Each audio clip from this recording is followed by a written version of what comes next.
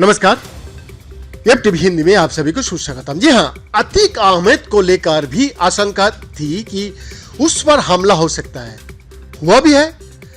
ठीक इसी ही आशंका बुधवार को मारे गए जीवा की पत्नी ने भी जताई थी।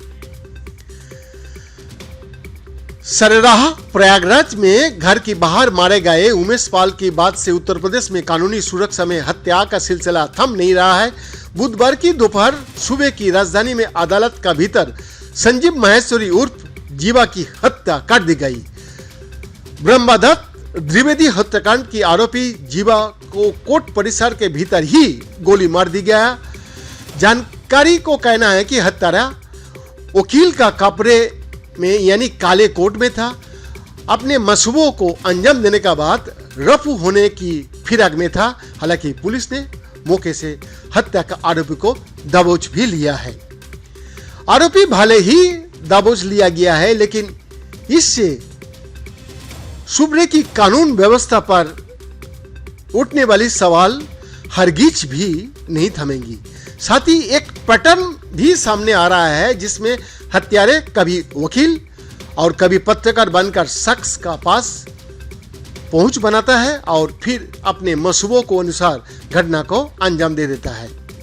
ठीक ऐसा ही वाकया अप्रैल महीना में भी दिखाई दिया था, जब पुलिस की बेरिया में पूरे 10 के साथ चल रहे बाहुबली अतीक अहमद को 3 नए उम्र के लड़के ने गोलियों से भून कर रख दिया था। अतीक और उसके भाई अशरफ को मौत के घाट उतरने वाली ये तीनों शख्स पत्रकार बन के वहां पे आए थे।